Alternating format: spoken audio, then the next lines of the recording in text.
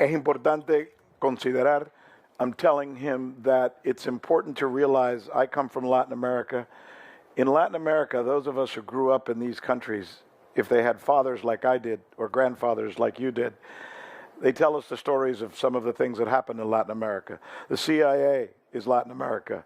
The U.S. Marines are Latin America. They went into those countries and decided that under the Platt Amendment and the Monroe Document, they would essentially just rule Latin America and tell it what to do. Today, Latin America is going through, I guess, a little bit of an awakening. It's a little bit different. It's interesting, your country, for example, is trying to fight through some of that and through the hardships that took place throughout Central America during the Reagan administration and other times.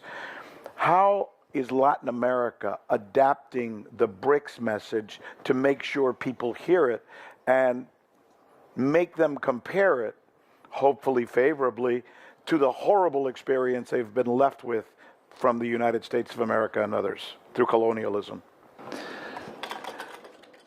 Bueno, quisiera también hacer un poco de referencia a algunos puntos que mencionaste anteriormente. Decías, ¿qué sentimos nosotros que en Estados Unidos, Europa, la mayoría de la gente ni siquiera sabe qué son los BRICS?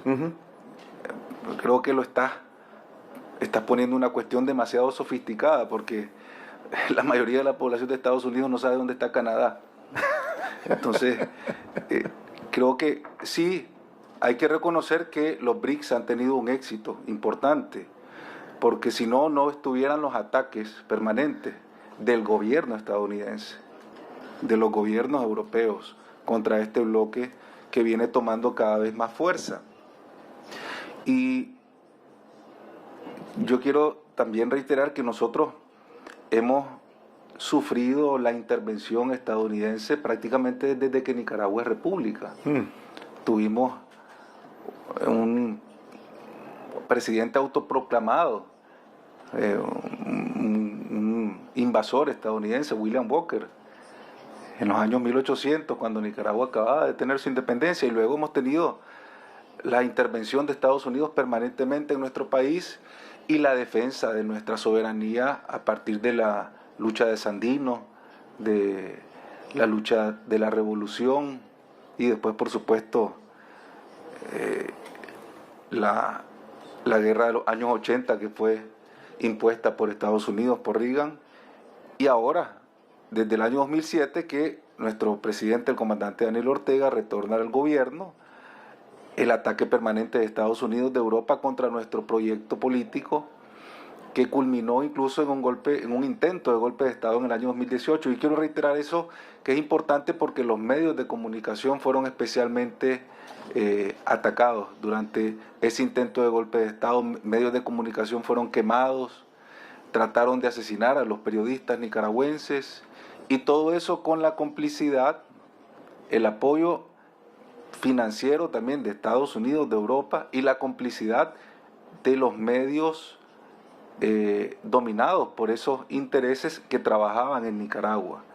Eso es algo sumamente importante que yo quiero traerlo también a esta mesa, que estamos hablando de estos medios que son lo que se considera mainstream, como dicen, o también ahora lo llaman los legacy media también en Estados Unidos.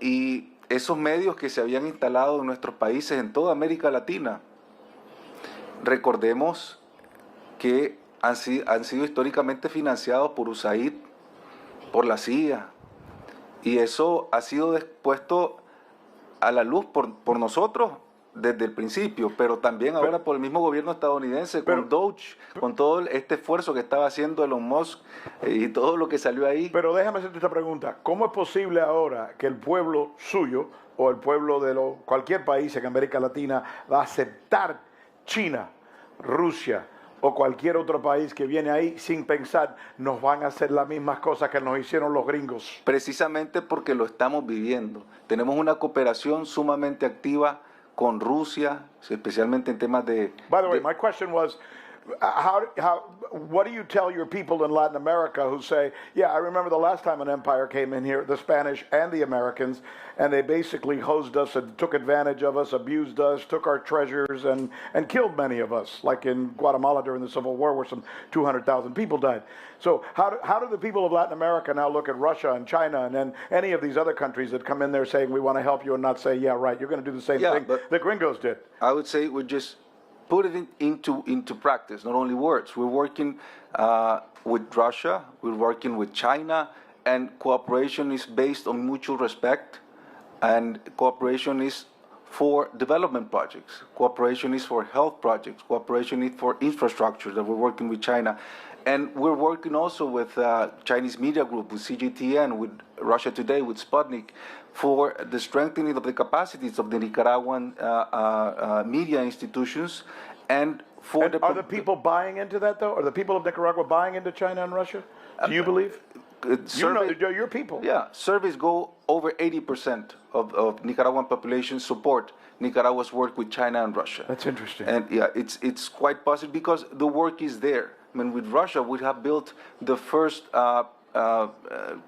institute to produce vaccines for flu. That's something that no other country in Central America has. So every flu vaccine that we have in Nicaragua is produced by Nicaraguan company, which is Mechnikov Institute of Latin America. And with China, we're building infrastructure projects, we're building roads, we're building energy. So it's basically development projects, development programs.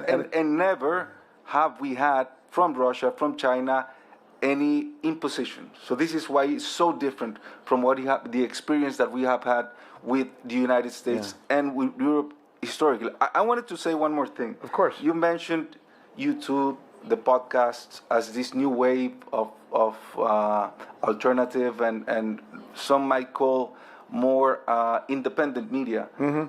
But they all have an agenda. I mean, you mentioned Joe Rogan. He endorsed Trump. So they all have an agenda. We cannot buy into... But did you want him to endorse Biden?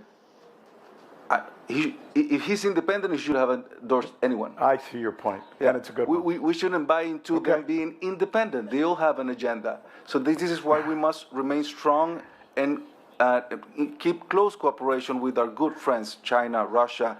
We have cooperations also with Hispan TV from Iran. So we have to keep this close connection, close communications, because we have to be very clear-minded that sure, media has to be as objective as possible, but you have to promote what's right, what's fair, and we believe that we are on that path. Your point is well taken, and you speak very well on it.